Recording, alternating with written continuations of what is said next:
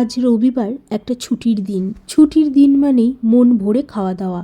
কিন্তু তা সত্ত্বেও আজকে আমার রান্না বান্না একদম সিম্পল ছিল।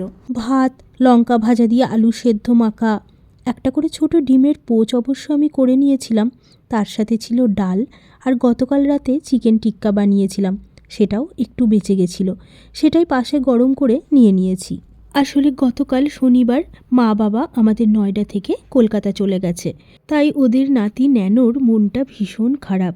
তাই মানস বলল, চলো ছুটির দিন আছে, আমাদের কাছাকাছি যে নয়ডা ইস্কন আছে ওখানেই বিকালে একটু ঘুরে আসি। ওখানে পৌঁছাতেই প্রথমে আমরা নির্দিষ্ট জায়গায় জুতো খুলে সেখান থেকে কুপন নিয়ে ভালো করে হাত পা ধুয়ে আমরা মন্দিরে প্রবেশ করলাম। এখানে কিন্তু আমরা এবার প্রথম গেলাম। একটা কথা কিন্তু ঠিক, যেখানে কৃষ্ণপ্রেম সেখানেই শান্তি। এখানে ঢোকার সময় একটা জিনিস কিন্তু খুব ভালো দেখলাম, ভীষণ শর্ট ড্রেস বা স্লিভলেস একদমই অ্যালাউ নয় এখানে। আমি তো মন্দিরের কারুকার্য দেখে হতবাক হয়ে গেছিলাম। মানস বলল, বেশিক্ষণ দাঁড়িয়ে থাকলে তো চলবে না, চলো ওপরে মন্দিরে ওঠা যাক। ভেতর থেকে নাম সংকীর্তনের আওয়াজ আসছে, চলো আমরাও গিয়ে একটু গলা মেলাই। এখানে ঢুকতেই মানুষের এত ভক্তি আর ঠাকুরের এই অপরূপ দৃশ্য দেখে সত্যিই চোখে জল চলে এলো। আমার বাড়িতেও তো গোপাল আছে, এখানে এসে মনে হচ্ছিল যদি একটু সঙ্গে করে নিয়ে আসতাম তাহলে ভালো হতো। আসলে আমি গোপাল নিয়ে কৃষ্ণ নিয়ে কখনোই যাতায়াত করি না। মন্দিরে কিছুক্ষণ বসে থাকার পর এখানকার যে দোকানগুলো, সেখানে গিয়ে দেখলাম কত সুন্দর সুন্দর মূর্তি বিক্রি হচ্ছে, জগন্নাথ দেবের, রাধা কৃষ্ণের, তবে সব কিছুই গোপাল আর কৃষ্ণের জন্য।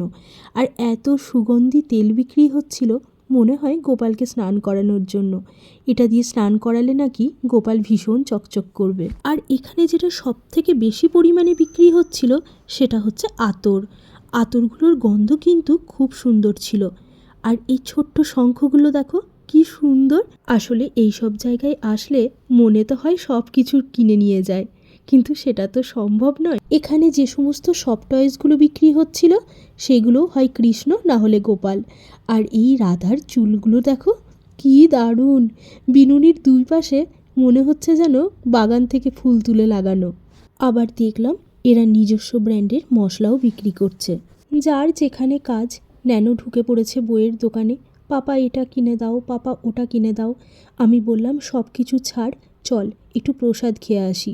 দেখলাম কি সুন্দর সুজির হালুয়া বানিয়েছে, কিন্তু ন্যানোই সুজির হালুয়ার কালার দেখে কিছুতেই নিল না। আমি বললাম নিতে পারতিস এক প্লেট। তারপর আমি আমার থেকে একটু ওর মুখে দিলাম, ওর এত ভালো লেগে গেল যে ও আমারটা হাফ খেয়ে নিল। মানস বলল, চলো আর দেরি করলে হবে না, বাড়ি যেতে হবে। কিন্তু মন্দির থেকে বেরোনোর মুখে ন্যানো পেল মিষ্টির দোকান। এত লোভনীয় মিষ্টি বিক্রি হচ্ছিল ওখানে, 4 রকমের মিষ্টি কিনে দিয়েছিলাম ওকে। 2টো পাকা আর কাঁচা আমসত্ত্বের মিষ্টি, আর একটা আইসক্রিম মিষ্টি। দারুণ খেতে ছিল কিন্তু।